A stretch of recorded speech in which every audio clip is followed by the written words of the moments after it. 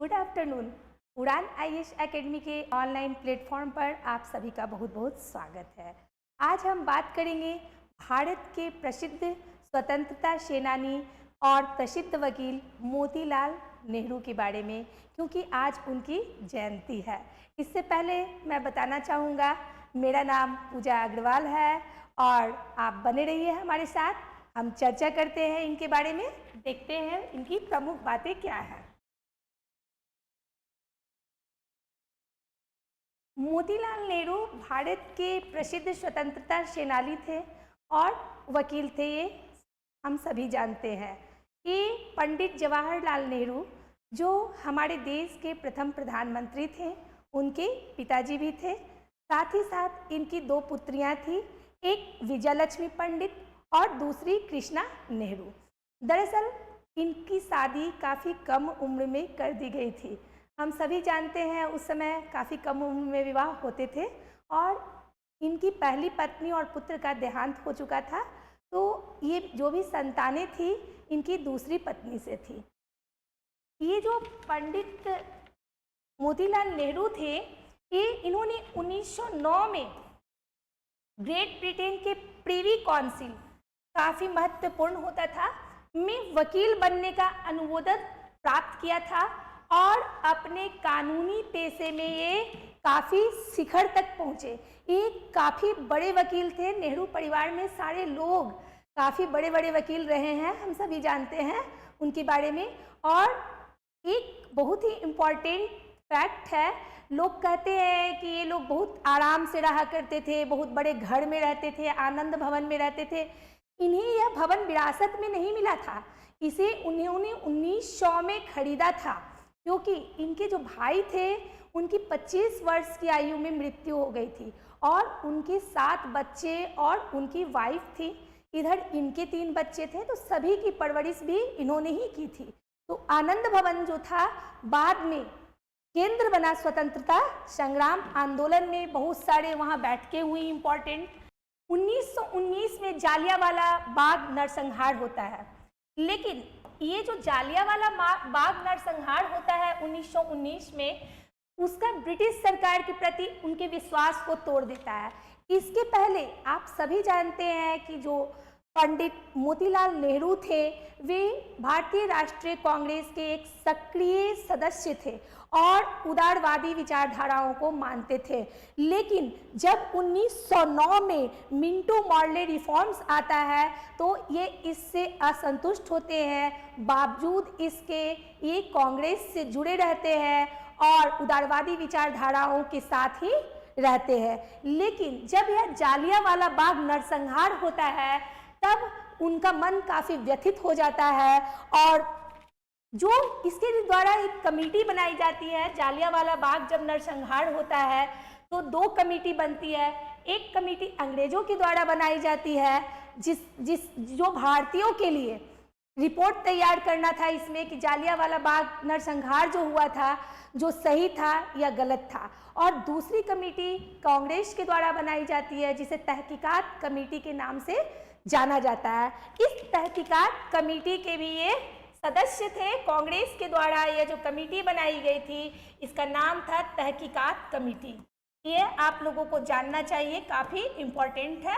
तो इसके ये सदस्य थे और 1919 और 1929 में यह भारतीय राष्ट्रीय कांग्रेस के अध्यक्ष भी बने। 1919 से लेकर के 1920 तक यह भारतीय राष्ट्रीय कांग्रेस के अध्यक्ष थे और 1929 से लेकर के 1930 तक यह भारतीय राष्ट्रीय कांग्रेस के अध्यक्ष रहे हैं। अगर इस बीच हम देखते हैं तो भारत में बहुत सबसे इम्पोर्टेंट आंदोलन एक होता है असहयोग आंदोलन।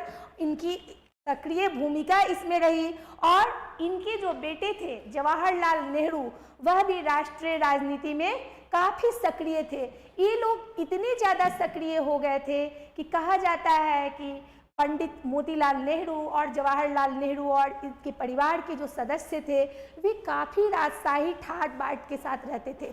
इन्होंने बहुत ज़्यादा मेहनत किया था और बहुत ज़्यादा पैसा कमाया था, लेकिन ये लोग जो होते हैं, इनके जो परिवार के और सदस्य होते हैं, वे सभी भारतीय राजनीति में सक्रिय रूप से योगदान देते हैं। उस समय की परिस्थितियों के अनुसार ऐसा कहा जाता है कि जवाहरलाल नेहरू तो मूंगफली खाना शुरू कर दिए थे, जिसका ये विरोध किया करते थे।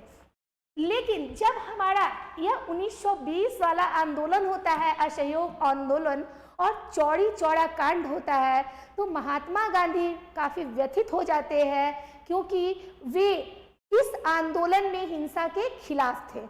वे क्या करते हैं कि असहयोग आंदोलन को वापस लेने का निर्णय करते हैं, जिससे जो बहुत सारे हमारे राष्ट्रवादी नेता थे, प्रमुख नेता, वे सभी काफ़ी व्यथित हो जाते हैं। और इन सभी में से मोतीलाल नेहरू भी एक थे। इन्होंने 1923 में देशबंधु चित्तरंजन दास के साथ मिलकर स्वराज पार्टी की स्थापना की थी।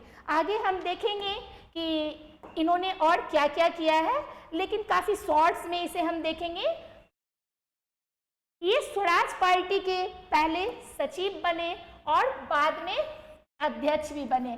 कभी कभी प्रश्न आते हैं कि प्रथम सचिव कौन थे, तो मोतीलाल नेहरू ही स्वराज पार्टी के प्रथम सचिव थे। केंद्रीय विधानसभा में विपक्ष के नेता बने और सरकार के निर्णयों की पोल खोलते हुए जोर शोर से इसका विरोध किया।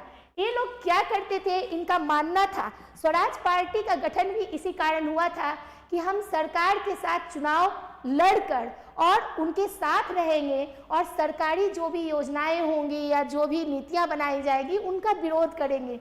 जो भी बजट आता था उसका ये लोग विरोध करते थे, हल्ला करते थे, हंगामा करते थे।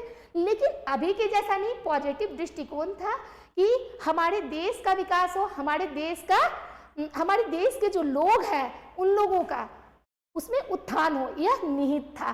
तो ये क्या करते थे कि सरकार का जो भी निर्णय लिया जाता था, चूंकि वहीं बैठे हुए रहते थे, तो उस निर्णयों की पोल खोल देते थे, जनता में लोगों को बता देते थे और उन सभी चीजों का विरोध करते थे। सरकार एकदम परेशान रहती थी।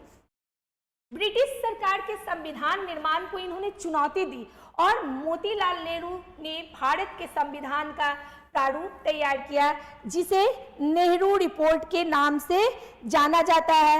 आप सभी जानते हैं कि 1927 में साइमन कमीशन आया था, जिसमें इन लोगों ने विरोध किया था कि भारतीयों को भी शामिल करना चाहिए।